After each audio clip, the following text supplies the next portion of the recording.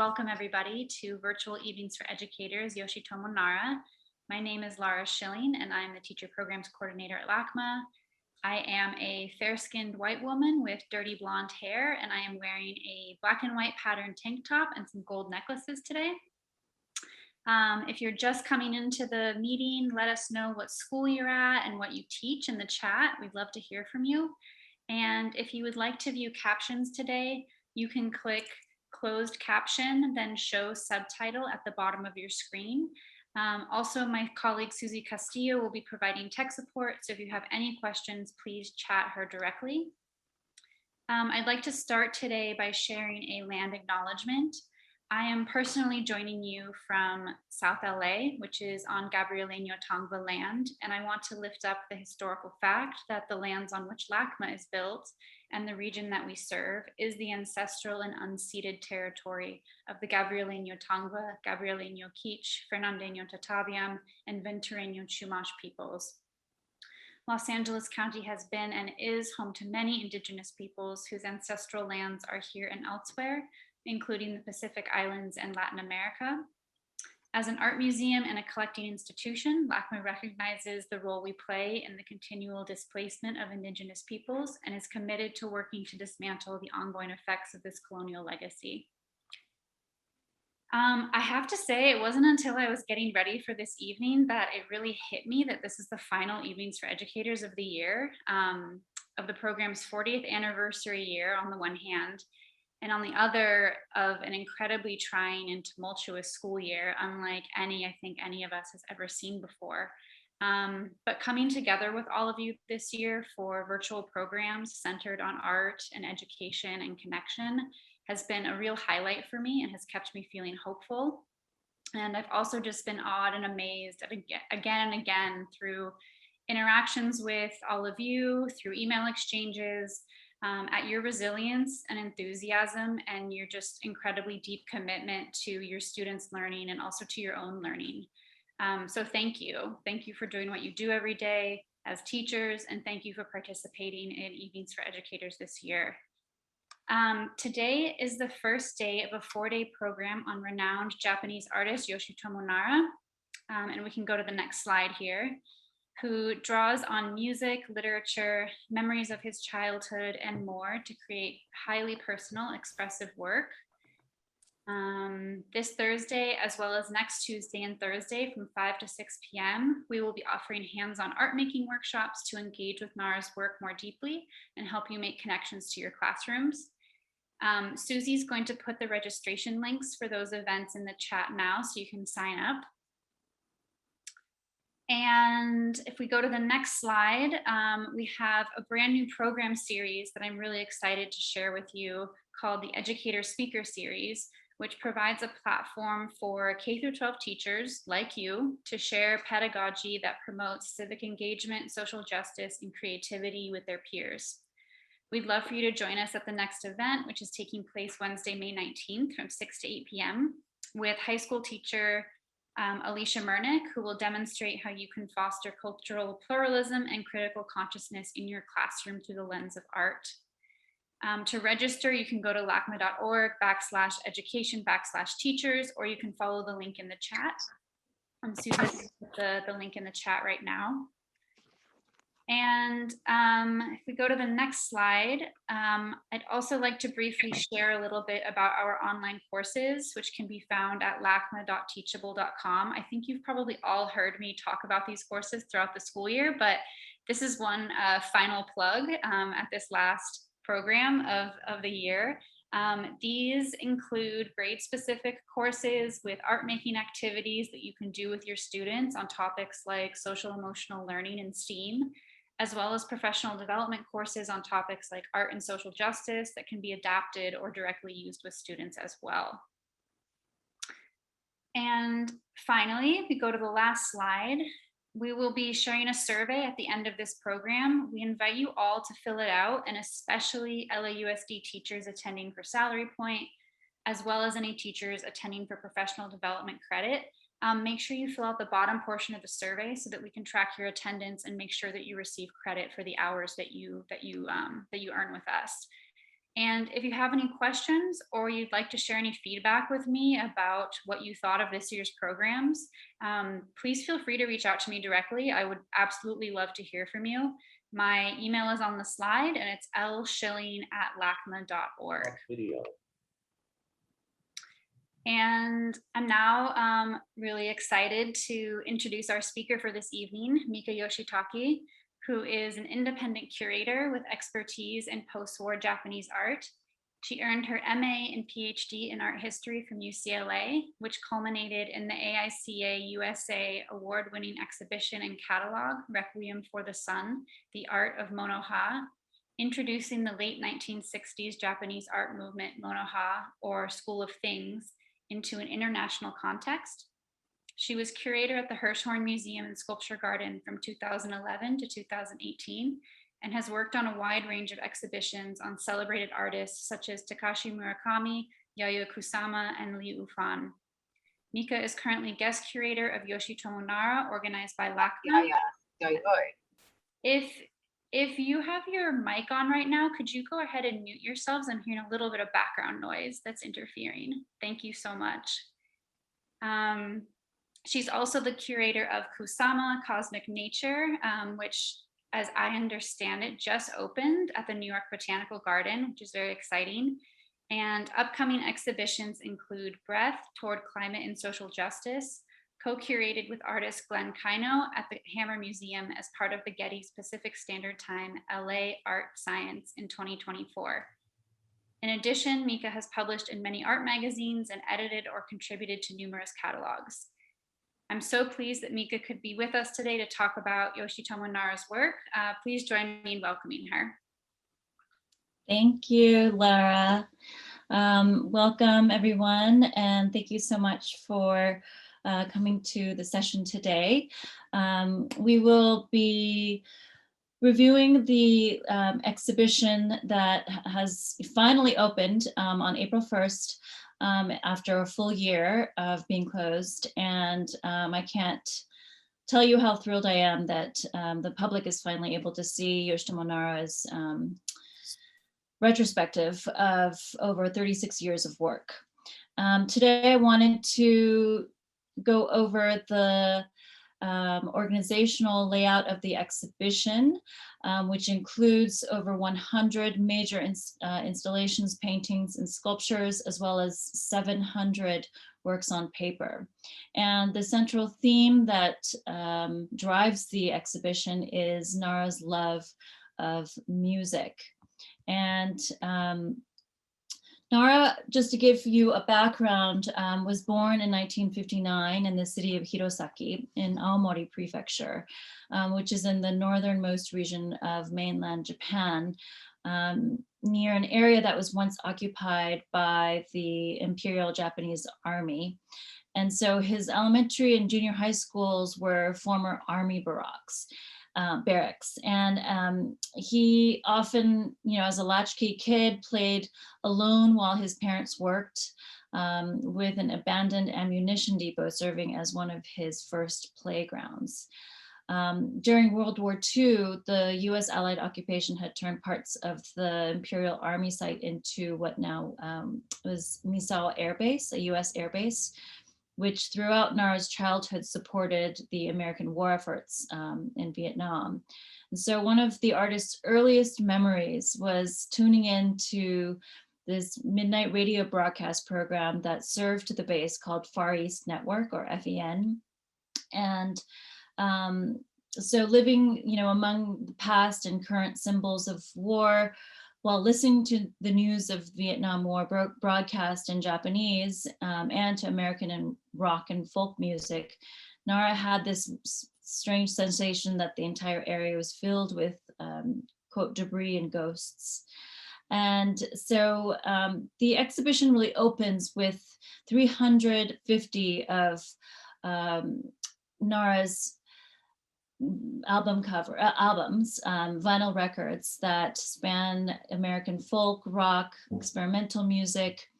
And really, I think most people who know Nara recognize his more kind of punk, aesthetic in his artwork, and that kind of attitude of that cynical, big-headed girls. But this exhibition, which, you know, comes at a time when he is now 60 years old, comes back to this moment where the first type of music that he fell in love with, which was folk, which has its roots in Appalachian music and African and British ballads. And so for the exhibition, we actually asked him to include these album covers, which were his first love. I mean, it was his, sorry, I'm just gonna go back. It was a passion for Nara since the age of 9, and he has said, you know, album covers were, quote, the first things that spoke to me as works of visual art. So for me, having been brought up in a rural area where there were no museums, this was my very first art experience. The images on the record covers were not only signifiers for music, but also introduced him to a lot of artistic genres. And so these images would correspond to, you know, merge with his subconscious. And growing up in the shadows of war and economic recovery, the records and the covers served as sources of escape and eventually as really valuable forms of self-empowerment rooted in the counterculture revolution of the 1960s. And it really allowed him to deal with the complexities of living with the remnants of Japan's imperial past and in close proximity to signs of ongoing conflict. So as part of the catalog, we included writings that Nara wrote. Their notes, they're kind of what we call, you know, like liner notes of some of his favorite records and the artwork. And I have some examples here. The album on the left is Luke Gibson's Another Perfect Day. And in the catalog, Nara writes about how he was really drawn to the record jacket with, you know, these wildflowers that were embroidered, hand sewn within an oval frame surrounded by sweet flowers. And whenever he comes across modern artworks with embroidery, he thinks about this, he's reminded of this jacket. And similarly with Joni Mitchell, this is Clouds from 1969. She is someone who he says is the epitome of a person who chose expression. So if you look really closely, like at the details of the hair, you can see a very confident attention to detail. Her painting skills effectively make use of her sensibilities, just as her music does. And after, you know, knowing that she was the one who painted her own album covers, Nara was very, just fell in love with her music that much more.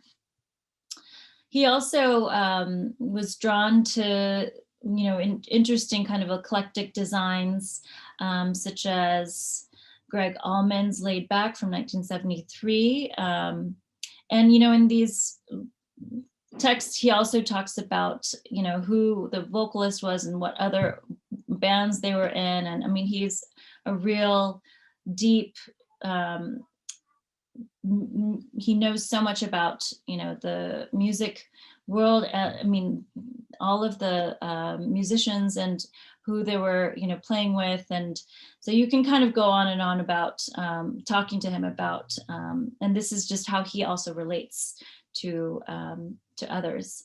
And, you know, like, for example, the Chris Smither album that you see there, it reminds one of a John Baldessari strategy of you know, placing the dot over someone's face, obscuring the face. But for Nara, you know, it was this album that really would define or help articulate that kind of strategy rather than a conceptual artist.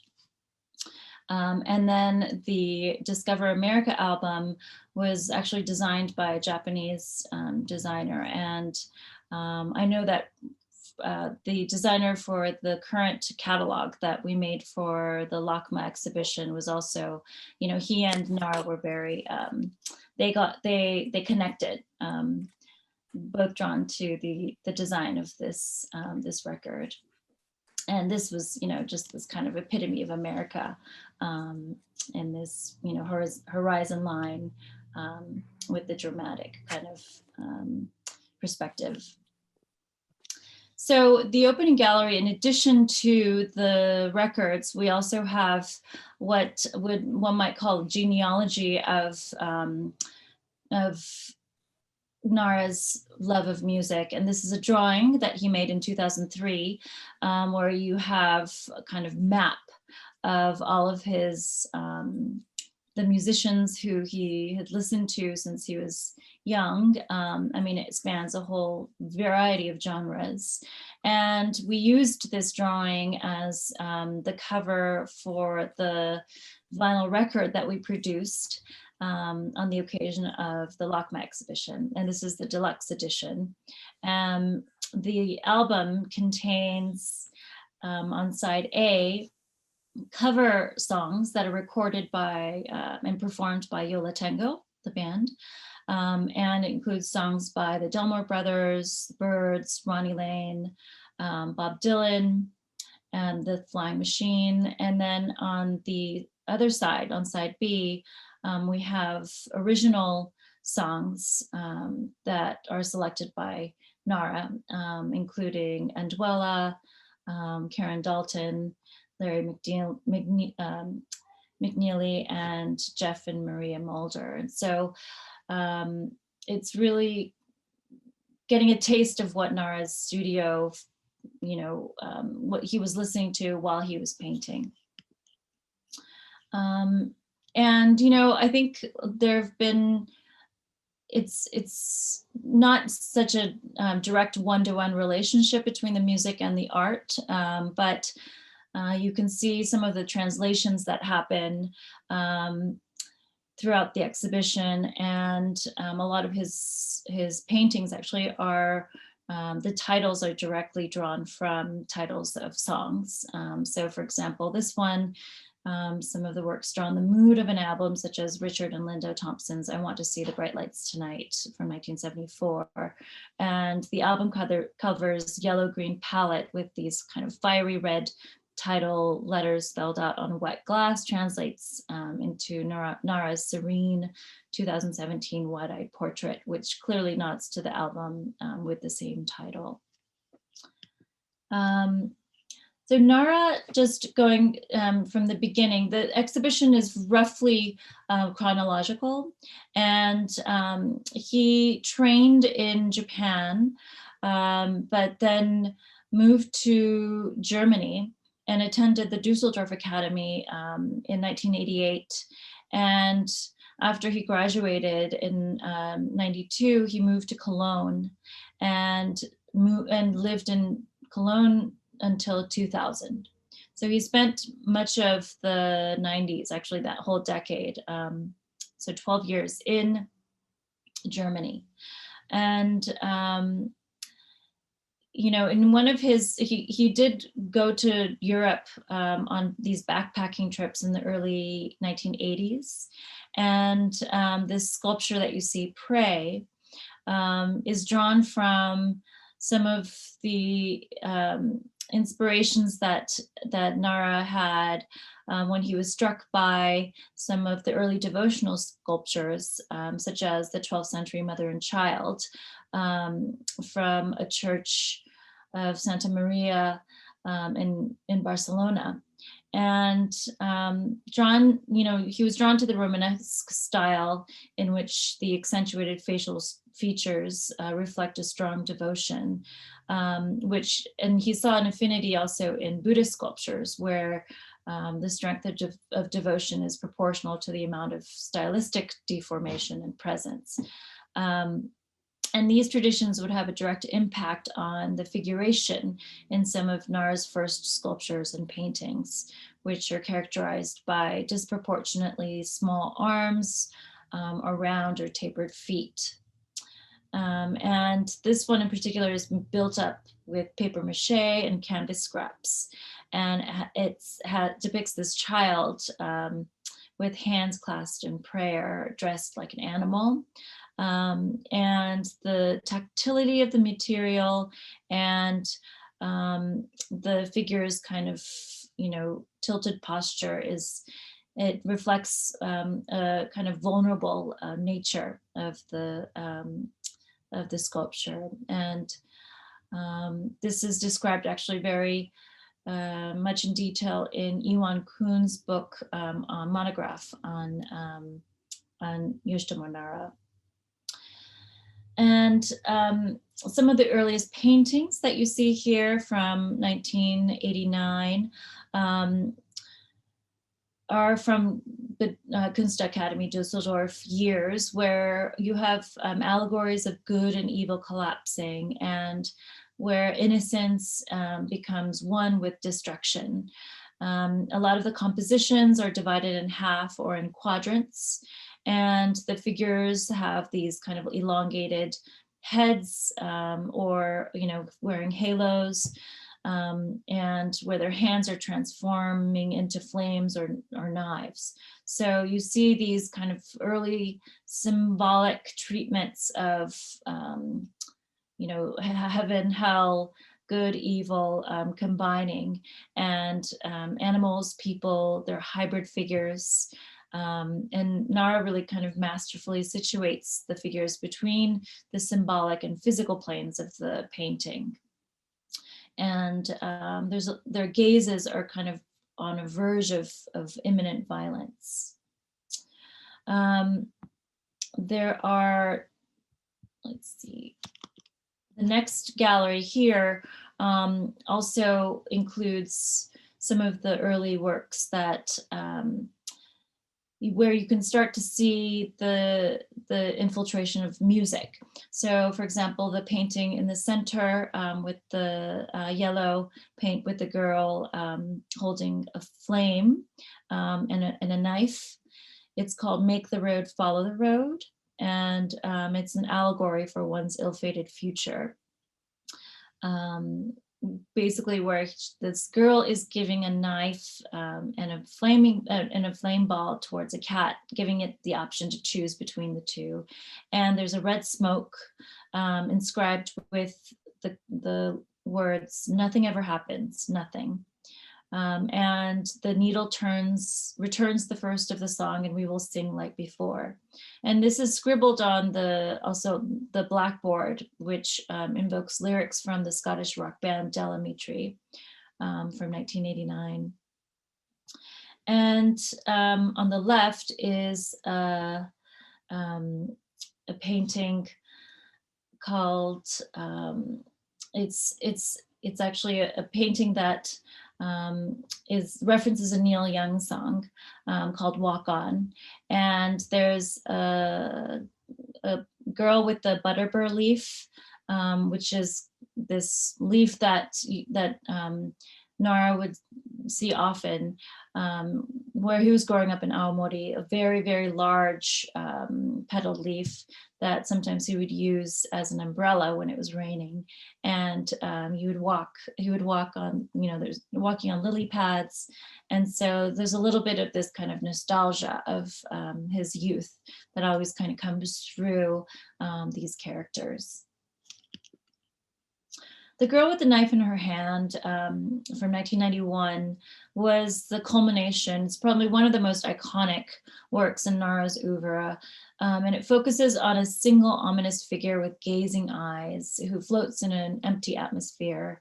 And the work was a turning point for Nara because he no longer illustrates the backgrounds of his artworks, like, in the quadrants that you saw before, but instead concentrates on the figure itself, intensifying the gaze by experimenting with sideways stances and slightly off-center placements, and bringing the figure into a bolder, fuller focus against monochromatic backgrounds. And he says about these works, quote, "These works were not born from confronting the other, but from confronting my own self." And so what you begin to see is that the artist, a lot of people wonder if these are portraits of girls or are specific, characters, but they are in fact self-portraits of Nara in different states of emotion. In the same gallery, we have paintings from the mid-90s, and this is all from 1995. And Nara's career steadily begins to grow both in Japan and overseas, where he starts to have exhibitions after he moves to Cologne, around around the world. And he expands his portfolio to include kind of childlike, these figures that have these animal costumes, but they're also, they look like, they're bandaged. In the Deepest Puddle, which is the painting you see on the very right, is actually painted on this patchwork of strips of canvas that have been, they're gauze-like strips that are glued on top of the canvas, so there's a very textural feel, and it is it's similar to the way in which the girl has been, pictorially, there's bandages around to the head, so the physical textural part of the piece as well as what's being depicted is very much in sync. This work was first featured in a major gallery exhibition in Tokyo, as well as in Nara's first book of paintings in 1997. And so it features a motif that recurs in many of Nara's paintings and sculptures, inspired by the folk singer John Hyatt's album Overcoats from 1975, which shows the singer half submerged in water wearing his overcoat. And so you'll see a lot of paintings where there are girls or figures with half of their body submerged underwater. And Abandoned Puppy, which is the painting on the very left, is also painted on this patched up canvas. And there's a child who sits wearing the cap of a Zero pilot.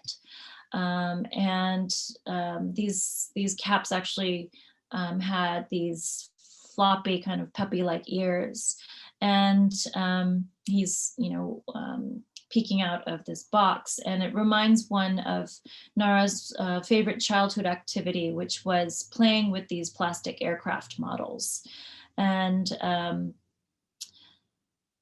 addressing the history of Japan's wartime past, the kamikaze pilots, those are the Zero pilots, and their uniforms, and kind of combining them with these childlike imageries. Formally, you have a very subdued palette where it's just this kind of white background with a very dark, almost blood-like or flesh-like tone, which is very different from the thick outline that you saw earlier in Girl with the Knife in Her Hand. And then Sleepless Night is the one in the center, which is a painting that really depicts the sleeplessness of, one's kind of psychological state. And it's a child dressed in an animal costumes. And so here, you continue to see the almost like adult-like emotions that are then imbued within these childlike bodies. The Last Match, similar to Abandoned Puppy, is also created in this kind of monochromatic palette where there's this soft ember that bubbles underneath the angry figure's mouth and cheek. It has this kind of latent violence and tension before she decides to ignite her tiny match that you see that she's holding. And the shape of the match is red, bulbous head, with the enlarged head of the child figure it's an important formal gesture. There's this kind of surrealist doubling of imminent fire from both heads, the match as well as this big girl head. In Gallery 3, which is the largest gallery in the exhibition, we have a salon style hang of drawings that span 1984 to 1999. And there are several galleries throughout the exhibition that feature these salon style drawings that Nara himself hung. I mean, this is how he wanted to display these works. And the drawings are real kind of subconscious elements that you see that brew, very different from the more refined paintings. They're drawn very quickly, and some of them, like here, somewhere from 1986. There's very political elements. This is a nuclear mushroom cloud, the mushroom cloud that is morphed into a kind of male-like figure with a nail that's penetrating through it. And you see a figure with a crucifix that lies before you, singing, quote, "There may be death more noble than life, just maybe." And it's this very kind of humorous but very sad confrontation with one's, coming to terms with one's the history of World War II and the ongoing issues that especially surrounding nuclear power, and how that has become, in radiation that's been, ongoing with Japan. And we also see collages. Nara used different kinds of materials, Band-Aids, envelopes, strips, anything that he could really find in his studio. And of course, a lot of the words are in German because he was living in Dusseldorf at the time, and kind of playing around, I think, with the meaning of those words and the translations. And so we have, Paolini, as well as the one on the right, which is Flugscharen, or it's I think it's a plow. It's a kind of word that is, trying to kind of move against military weapons. But he combines all this kind of different imageries and sources together to form these dissonance imageries. And there's also a, it's Flugscharen is the plowshares. It's a concept in where military weapons or technologies are converted for peaceful civilian applications. And we also see experiences of lightness and weight through varying levels of density or transparency. And, there are very abstract works like the fighter jet that looks like it's about to crash, or these almost skull-looking heads that are drawn on found notepads. So at the Dusseldorf Academy, Nara studied under German neo-expressionist Herr Penck, and he gave him a very simple advice, which was to combine his drawing with his painting. And this is very important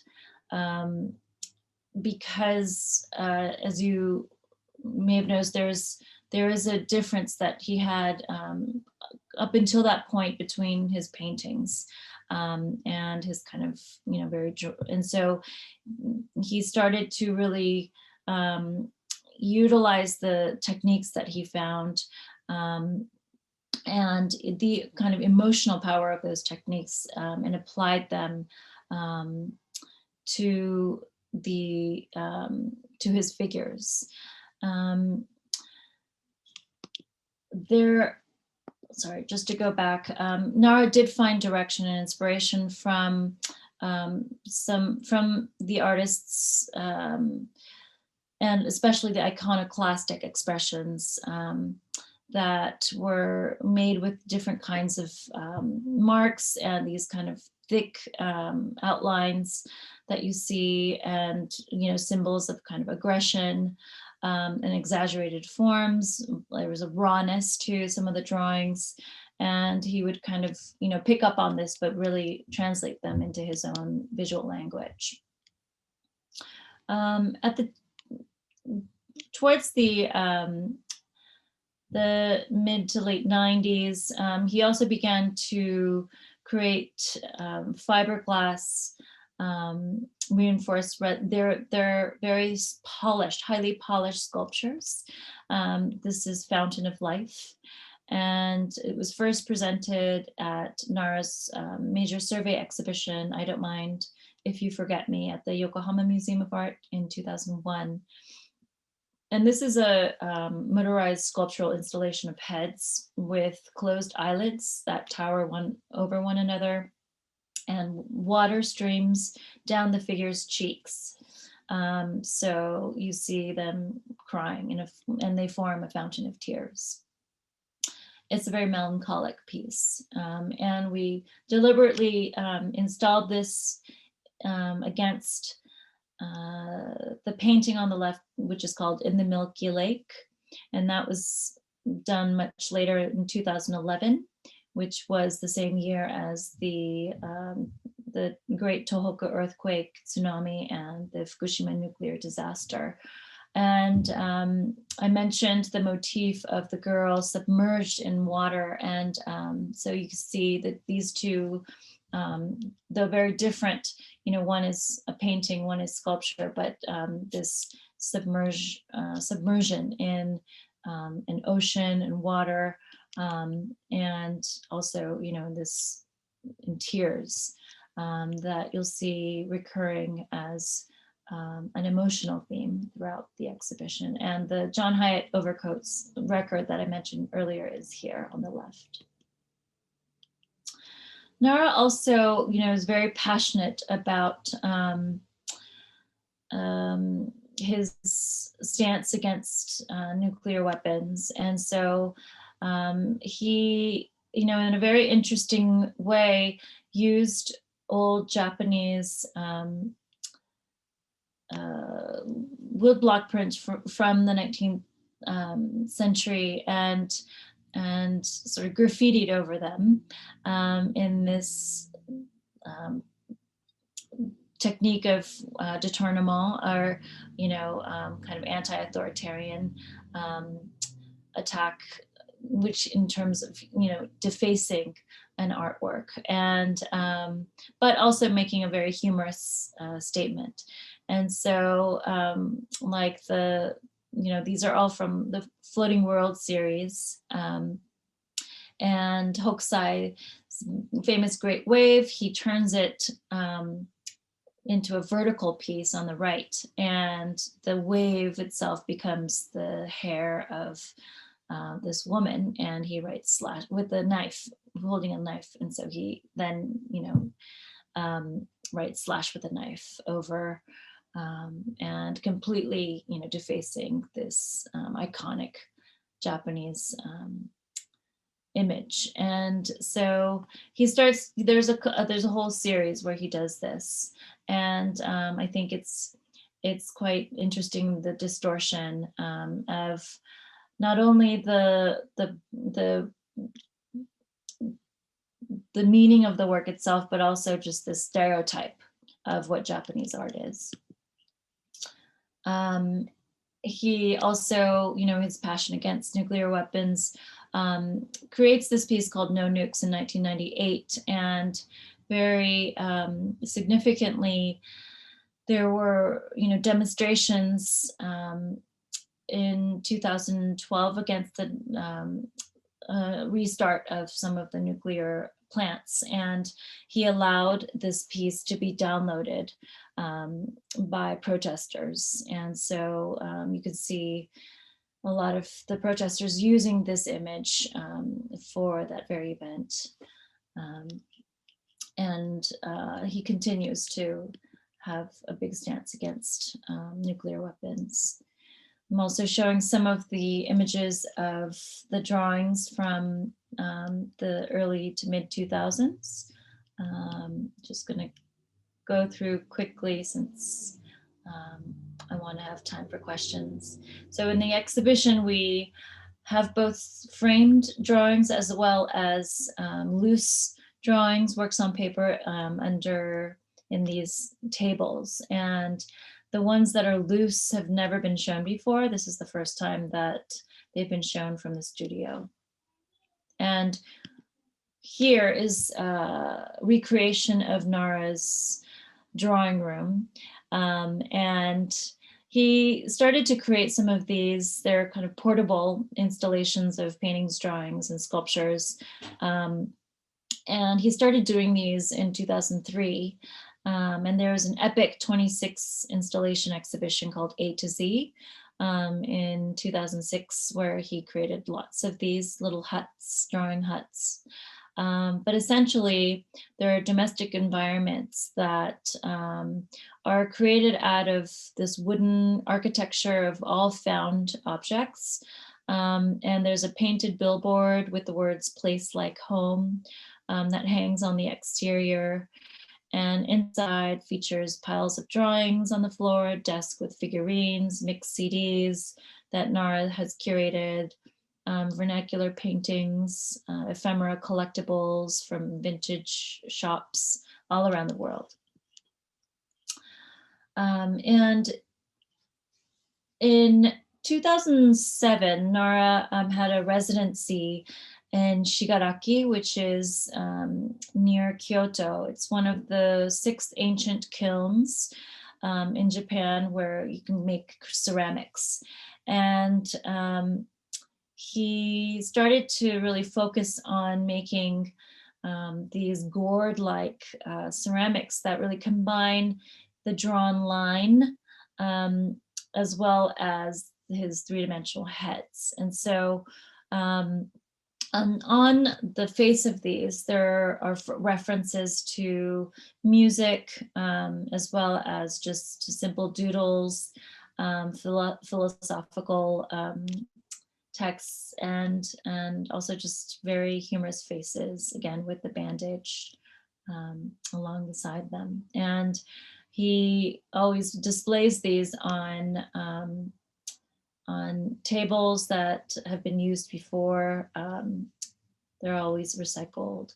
And the drawings that you see on the back are studies of larger scale works in clay or bronze that you'll see later on.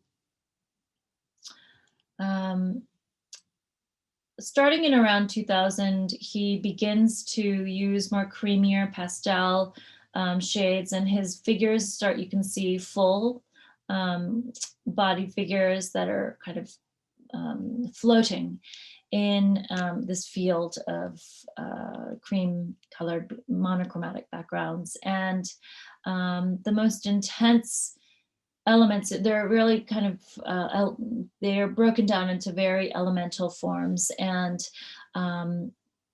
for example, the figure on the left, you can, missing in action, you can't see the right hand of the girl, and you don't know what she's thinking or what she's holding, and you just see her expression. And it's very powerful in that sense. And Princess of Snooze is also characteristic of this period, where you can, the figure is also in this kind of dreamlike state. And the painting is deliberately displayed very high up. It's a very large painting, in fact, but it's displayed high up. And when you enter this gallery, you have this sense that you're kind of floating on a cloud. And that's the kind of sense that the artist really wanted to create when he was installing in this gallery. This room has After the Acid Rain, which is also this beautiful kind of kaleidoscopic combination of colors that look like prisms, especially you can see in the layers of paint that are created to create this the water as well as the eyes. There's sparkling, and this one in particular, I know he had one kind of figure and then painted it over and over again, and it turned into a completely different figure. And it's combined with the latest drawings from the 2010 to 2010, or sorry, 2010 to 2019. I think that's what this room is. And you can see that he draws on cardboard as well as paper and just various different modes of expression here. This piece, which is not on view at the moment, but is scheduled to be, is called Missing in Action, Girl Meets Boy. And it's a very dramatic piece. It's very complex in that it combines, sadness, anger, serenity. And you see one eye that shows a fire, and this fire is actually from an atomic bomb explosion. And it is actually a representation of the memory of Hiroshima, where this work is housed. And the political valence of this work on paper, it connects to the fading memory of the previous generation who experienced the war with the younger generation of Japanese youth who can only experience this moment indirectly.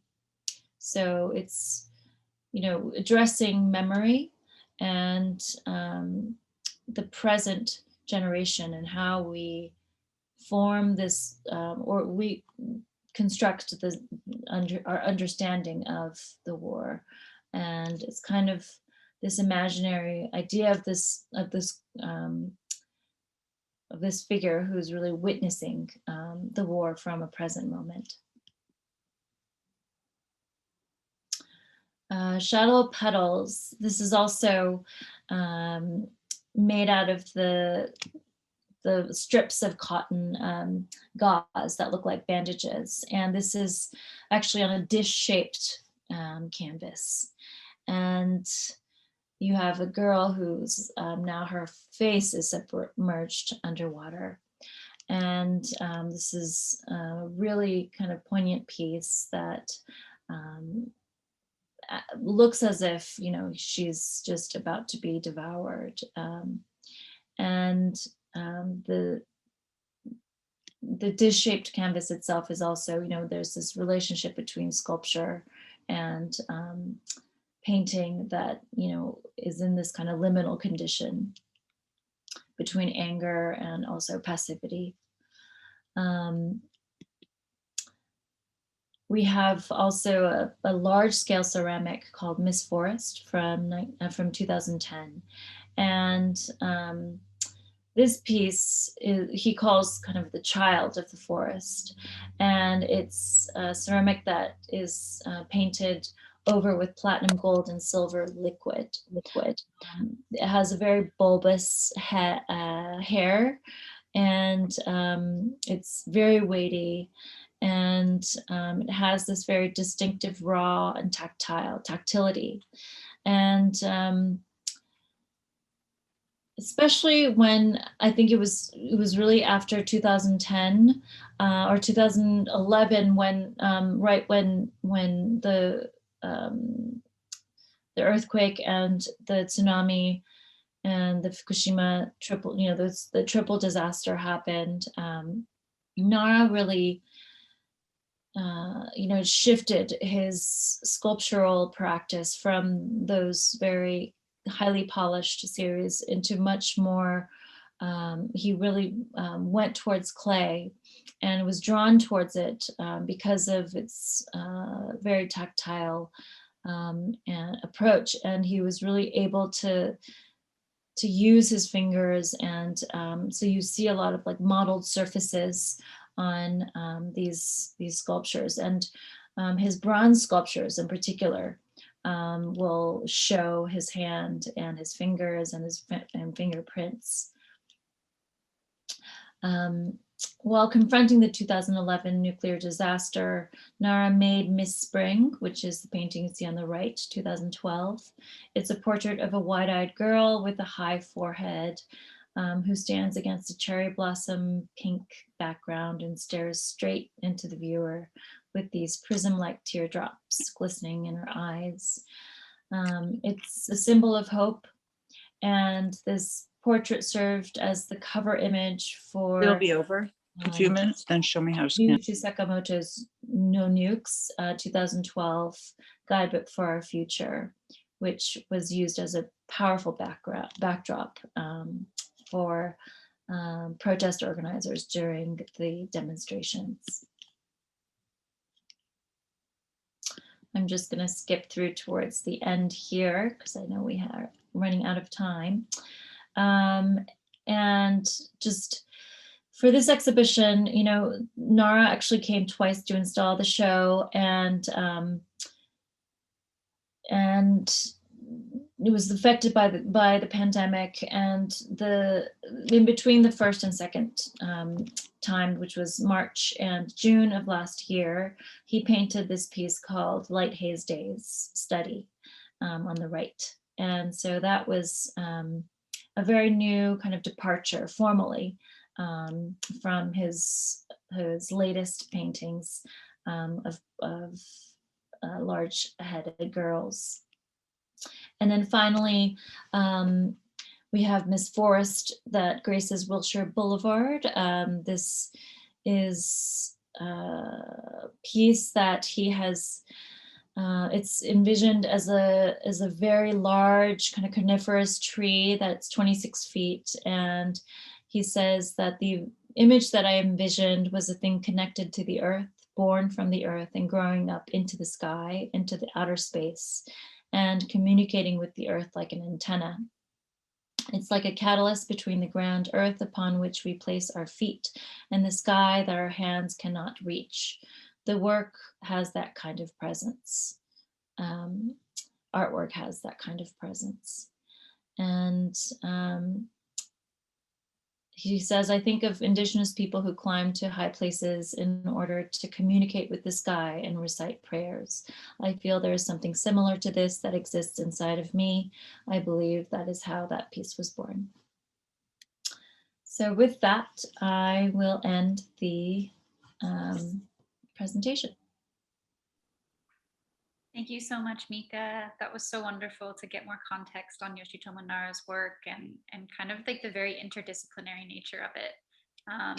We have a couple minutes to take questions from the audience, and there's one that came into the chat already.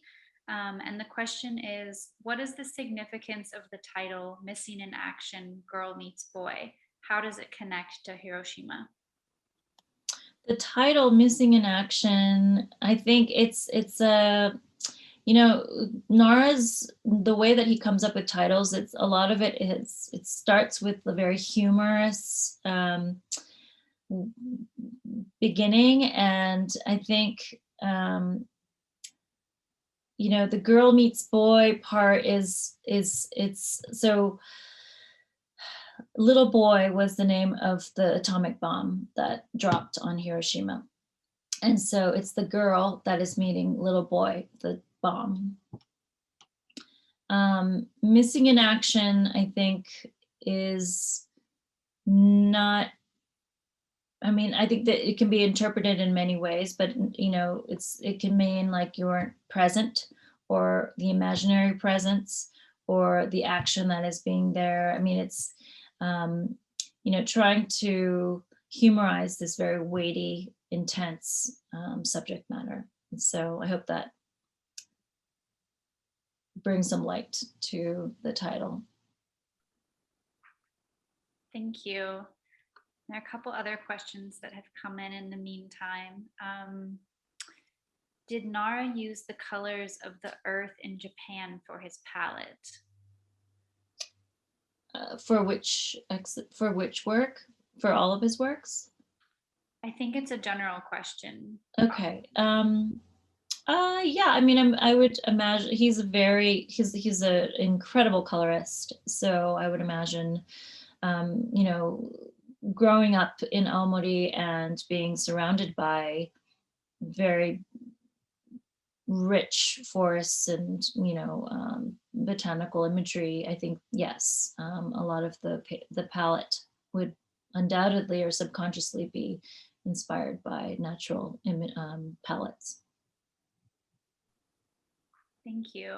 And then there are three questions that sort of all relate to each other. So I'm gonna read them together. One is asking why Nara seems to only paint girls. The other is kind of asking the same question and musing that possibility it's about the vulnerability of children to cope with nature. And the third question about the use of girls as a motif gets at Nara's own different emotional states and a question about whether he has talked specifically about why he has chosen a young girl in order to do this work. He doesn't necessarily talk about it so much, although I do know the girls, I mean, it's a very complex answer because I think on the one hand, they're not necessarily gender specific, they're almost abstractions. And I noticed that someone said that, you know, maybe because girls seem more meek and making the juxtaposition with knives more startling. There are actually boys. It's not as much, but there are boys in Nara's practice as well. I think, you know, there's there is this vulnerability and the empathy that is he's trying to get at in depicting the girls. I do know that he had a sister who didn't survive, and so I think a lot of the girls could be, and you know, he doesn't really talk about this at all, but it could be an homage to the sister who could have, you know, been, and he didn't know about this until very late when he was on his way to college to Germany. And so so I think there is a kind of imaginary dialogue that he has, you know, devoting some of these girls to, you know, this sister that he never knew. But, you know, I think they're also, yeah, psychological, emotional states that are very complex and naive, and you know, there's this purity that he is also trying to reach, especially through you know, childhood, and these states of nostalgia and memory are, you know, something that he grapples with a lot. And he has a very, very clear memory too of when he was a child. So I think that that's the communication of trying to depict, you know, these states through a child's kind of face and emotion is very important. Thank you, Mika. We've just gone ahead and put the link to the program survey in the chat.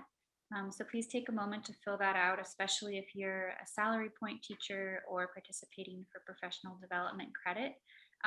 We had one final question come into the chat that I think we have time for. We have about a minute left. And it reads that Nara makes such strong statements, yet his works have such childlike qualities. There is a duality that at times feels troubling. Does he do outreach or work with children or schools? Absolutely. Great question. Yes, Nara actually spends, I think, a couple months out of the year working with communities in Hokkaido. There's an old abandoned elementary school, I think, that he goes back to every year, and it's a very, very small community, and he teaches the children so many art, and they look forward to him coming back, and he does a lot of humanitarian efforts as well. He actually has gone to Jordan and Afghanistan, and he's worked with human rights organizations. He also very interested in going to places like Sakhalin, which is the islands between Russia and Japan. And he had a relative who lived there. And so he is very interested in learning more about his roots, and also, communicating with the children wherever he travels. And that's, he actually has these incredible body of photographs, which we weren't able to feature in the exhibition, but you can see the empathy and the humanitarian efforts he does with children.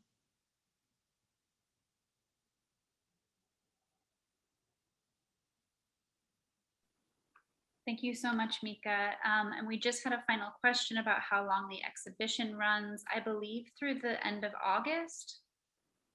No, well, we're trying to keep it running longer. So as long as I think as long as the year ends. Originally, I think it was till July, but yeah, we're working on keeping it up longer towards the end of the year. It's definitely worth visiting. I've seen the exhibition twice myself now, and it's truly stunning. So I recommend that everybody try to go see it if you can.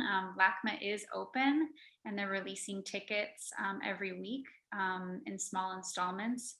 From what I've heard, we haven't been completely selling out every week, so there's a good chance that if you log on to get tickets, you'll score some.